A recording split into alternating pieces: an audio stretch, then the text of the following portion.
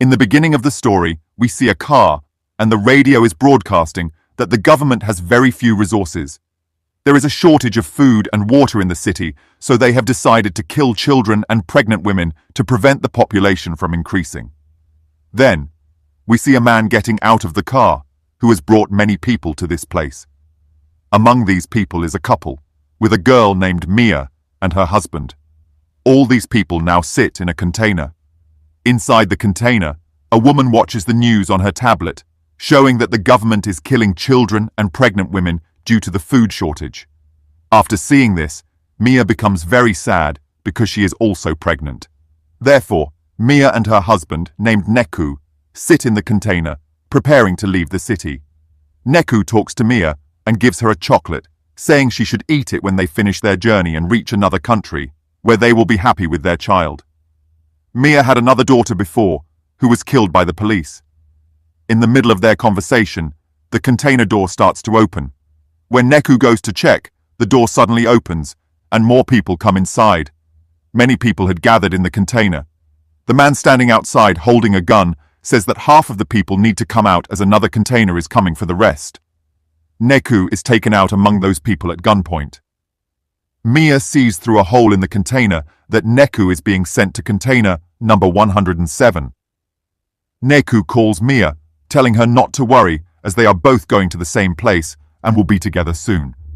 He advises her to take care of herself and their child during the journey and not to trust anyone around. Mia's container starts moving. On the way, she sees the government police killing women outside, especially those who are pregnant. After a while, the container stops. Mia looks through the hole and sees that officers have stopped the container for a search. When the container is opened and checked, it appears completely empty. There was actually a secret hiding place inside the container. When an officer shoots, he realizes there is a lot of empty space inside. The police officer then tells everyone to come out, or they will be killed. Hearing this, Mia climbs to the top of the containers inside. A girl opens the door to save her life, but as soon as she steps out, the officer shoots her in the head, and then everyone is killed one by one. After killing everyone, the officer orders the bodies to be placed on the spot, and the container to be cleaned and sent to the ship. The officer's men comply. Mia, who had hidden on top, comes down and tries to call Nico, but his phone is switched off. This makes Mia very upset. She starts looking through the belongings of the dead people in the container and finds a drill machine, a knife, and a light in a bag. There were many other things. Mia's container was placed on the ship, and it was night.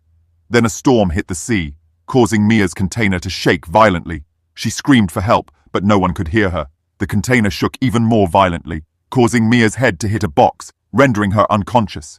When morning came and Mia regained consciousness, she saw that her container was sinking into the sea like the others.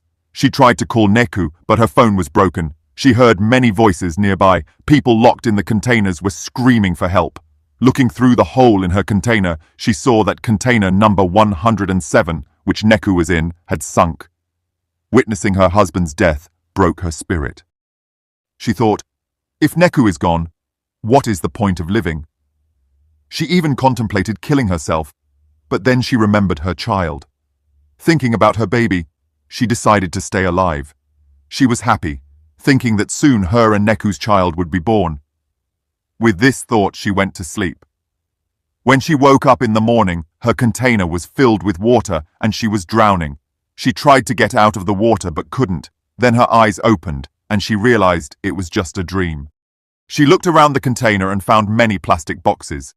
She used the plastic to seal the holes in the container to stop the water from coming in, making it more suitable for her to stay. The next day, Mia's phone rang. It was Nico. He told her that he was taken out of container number 107 and reassured her, "Don't worry, Mia, I am alive." Mia told him about her situation, explaining that she was stuck in a container in the middle of the sea. Nico reassured her, "Don't worry, I will find you. Just take care of yourself and the baby. We've already lost our daughter because of the government." Talking to Nico gave Mia some relief, knowing he was alive. She then searched for leftover food in the container, using it very carefully. One night, another storm hit the sea, and Mia was very scared. She then felt pain, and her child was born in the container amid the water. She endured the pain alone and gave birth to a daughter. Mia was very happy to see her. She hugged her daughter and took good care of her. Gradually, Mia started feeling better, but she was running out of food. She wondered how long she could remain stuck in the container. Then she noticed a drill machine in front of her. She picked it up and tried to create an opening in the container.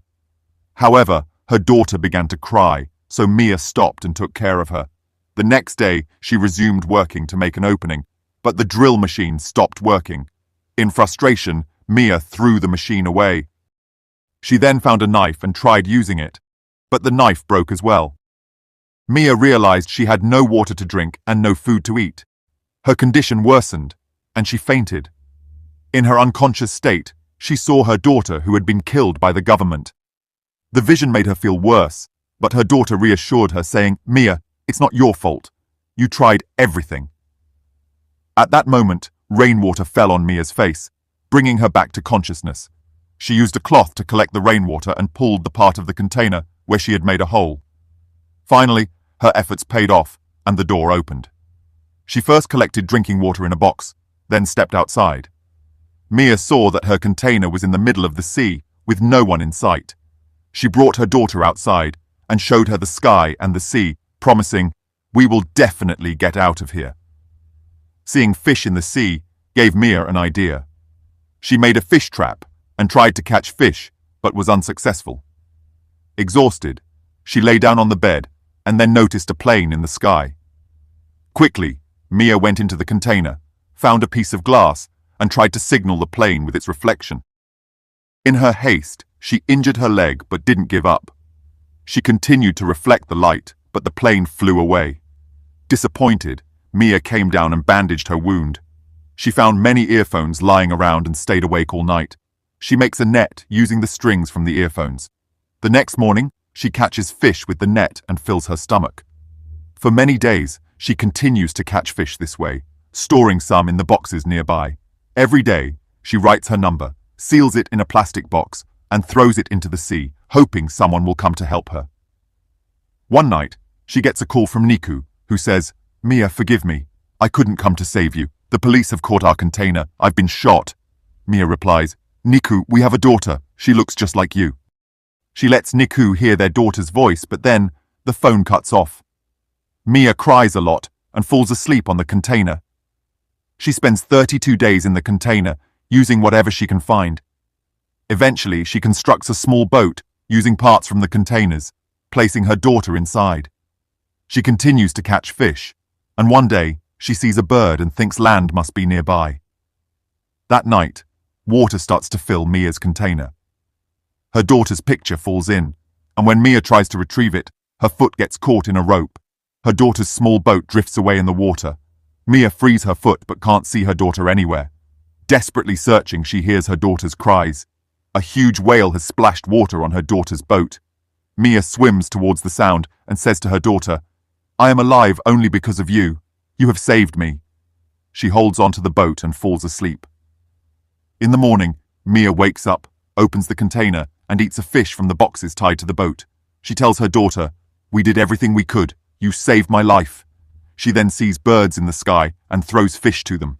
A girl in a nearby boat spots the birds and tells her dad to steer towards them. When they arrive, they find Mia's daughter. The girl wonders how someone could leave such a cute child in the water. She notices a rope tied to the boat and pulls it, revealing Mia, who had tied the rope to her arm. The girl helps Mia onto the boat and tries to revive her. Mia regains consciousness when she hears her daughter crying and asks, "Where is my daughter?" The girl hands Mia her daughter, while her father calls for medical help. Mia is overwhelmed with happiness and gratitude, realizing these people have saved her and her daughter's lives. She cries, thinking about her new life. Mia had faced many challenges and saved her and her daughter's life. The strength of becoming a mother empowered her to do things she never thought possible. She spent many days in the container like a brave warrior. The story of this film ends here.